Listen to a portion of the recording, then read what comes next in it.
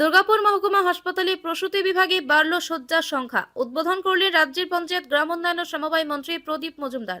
পাণ্ডবেশ্বরের বিধায়ক নরেন্দ্রনাথ চক্রবর্তী উপস্থিত ছিলেন। আসানসোল দুর্গাপুর উন্নয়ন পর্ষদের চেয়ারম্যান তথা দুর্গাপুর মহকুমা হাসপাতালে রোগী কল্যাণ সমিতির চেয়ারম্যান কবি দত্ত, মহকুমা শাসক সৌরভ চট্টোপাধ্যায়, হাসপাতালের সুপার ডক্টর ধীমান মণ্ডল সহ প্রশাসনিক আধিকারিকেরা।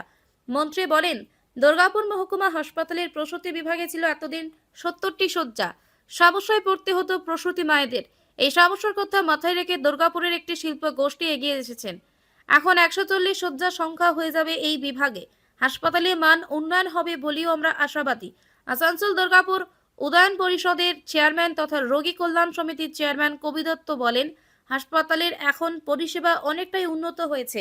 আমরা এত আশাবাদী, আগামী কয়েক মাসের মধ্যে জেলা হাসপাতালগুলোর মতো এই হাসপাতালেও ব্লাড সেপারেশন ইউনিট তৈরি করা হবে।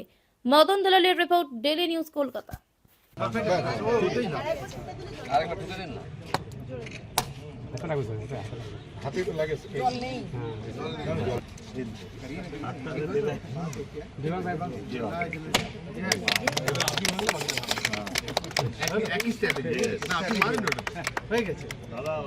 না, এটা কত টাকার প্রজেক্ট জানি না, আমরা যেটা হয়ে গেল এটা প্র্যাকটিক্যালি দেখো, এটা একটা অ্যাবান্ডান্ট ইয়ে ছিল, সেটা আমরা ওই সেন্ট ব্রাদার্স আছে তাদেরকে রিকোয়েস্ট করেছিলাম, তারা পুরো জায়গাটা ডেভেলপ করে জায়গাটা করে দিল আমাদের। গ্রেটফুল টু দেম, এটা তো তোমরা দেখতেই পাচ্ছ।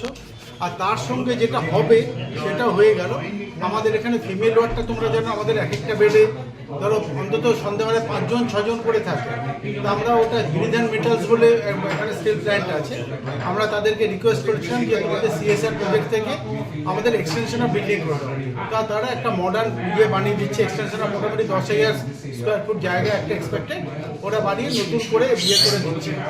তাহলে ফিমেল ওয়ার্ডটা এক্সটেনশন হলো, ফিমেল ওয়ার্ডটা এক্সটেনশন হলো যে হবে, যেটা আমরা আজকে নারকেল ফাটালাম সেটা হচ্ছে ফিমেল ওয়ার্ড এক্সটেনশনের।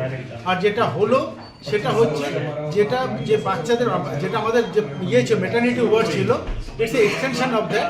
যার সময় অনেক সময় বাচ্চাদের তো ধরো নানা রকম ইনফেকশাস কিছু হতে পারে, তাই জন্য তাদেরকে এখানে সেপারেট রাখার জন্য এই ইউনিটটা তৈরি করা হওয়ায় এর জনপ্রিয়তা ক্রমশ বাড়ছে। পরিকাঠামো সরকারের তরফ থেকে যা বৃদ্ধি করা হচ্ছে তাও ছাপিয়ে আমাদের এখানে জনপ্রিয়তা বাড়ার ফলে এবং পারিপার্শ্বিক যেসব আমাদের পার্শ্ববর্তী যেসব জেলা আছে সেখান থেকেও অনেক রোগীরা এখানে আসছেন।